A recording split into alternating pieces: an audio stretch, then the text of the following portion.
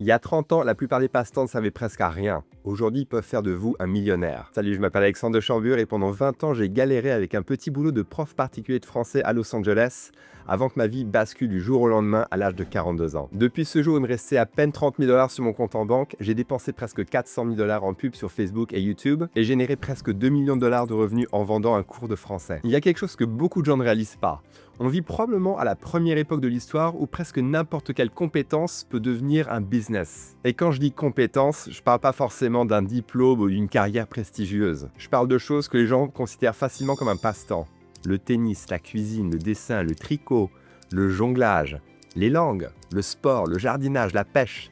Même apprendre à faire le poirier. Il y a 30 ans, beaucoup de ces choses seraient restées de simples passe-temps. Mais aujourd'hui, avec Internet, les réseaux sociaux et le marketing moderne, tout a changé. J'ai vu des gens générer des centaines de milliers d'euros, parfois des millions, grâce à des passions que personne ne prenait au sérieux. Et je dis ça parce que je l'ai vu de mes propres yeux. Je vais vous donner un exemple. Un de mes mentors était considéré comme un mauvais élève à l'école. Il détestait tous les cours. Tout ce qui l'intéressait, c'était de jongler. Mais un jour, son conseiller pédagogique lui a dit « Si tu continues à passer ton temps à jongler, tu finiras SDF ». Au final, il a construit une carrière entière autour de ça. Il est passé à la télé chez l'équivalent de Michel Drucker, puis il a créé une entreprise qui apprenait aux jongleurs à trouver du travail pour des événements, des croisières, spectacles et autres. Et il a extrêmement bien réussi. J'ai aussi rencontré quelqu'un qui adorait faire des figures, des tours avec un ballon de basket. Il faisait des petits tours plutôt impressionnants, du style faire tourner le ballon au bout du doigt, dans le dos. Il n'était pas assez bon pour jouer en NBA, mais assez bon pour faire une carrière à faire le show pendant les mi-temps, pendant les matchs de NBA. Et lui aussi a réussi à transformer sa passion en carrière. Et je pourrais vous donner des centaines d'exemples comme ça. Ces 5 dernières années, j'ai rencontré des gens qui ont fait fortune avec le tricot, le jardinage, la cuisine et même en apprenant aux gens à faire le poirier. Ce qui fait souvent la différence entre ceux qui réussissent et les autres, c'est pas forcément le talent, c'est qu'à un moment, ils ont cru que c'était possible. Et ça paraît simple dit comme ça, je sais, mais c'est énorme. Parce que la majorité des gens détruisent leurs propres possibilités avant même d'avoir essayé. J'entends souvent dire « Oh, je suis pas expert, j'ai pas de diplôme, je suis pas assez bon, qui voudrait apprendre de quelqu'un comme moi ?»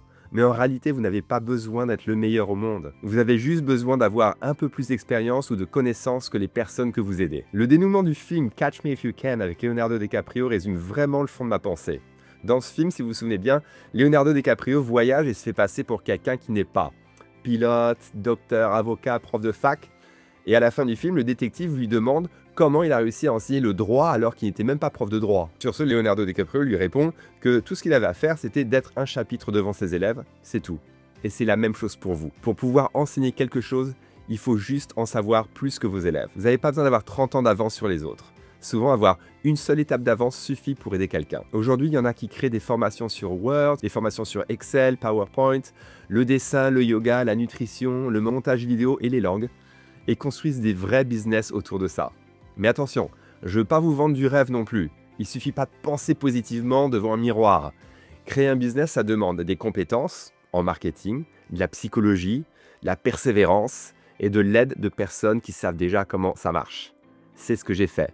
J'ai rejoint des masterminds et j'ai appris auprès de gens qui avaient déjà réussi et qui sont parvenus à complètement changer ma vie. Honnêtement, quand j'ai découvert le business, j'ai trouvé ça beaucoup plus motivant que tout ce que j'avais fait à l'école. Parce que pour la première fois de ma vie, je voyais un lien direct entre mes efforts et la liberté que je pouvais construire et les revenus que je pouvais générer. Et ça a changé mon état d'esprit. Donc si vous devez retenir une seule chose de cette vidéo, retenez ceci.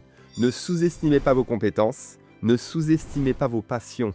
Et surtout, ne décidez pas à l'avance que votre vie sera ordinaire. Parce qu'aujourd'hui, il existe bien plus d'opportunités que ce que la plupart des gens imaginent. Mais tout commence par une chose, croire que c'est possible pour vous aussi. Si cette vidéo vous parle, dites-moi dans les commentaires quelles sont vos passions, vos compétences ou les choses que vous aimez faire. Je serais curieux de voir combien d'entre vous ont peut-être déjà sans savoir les bases d'un futur business et ensemble, on pourra démarrer votre aventure. À bientôt.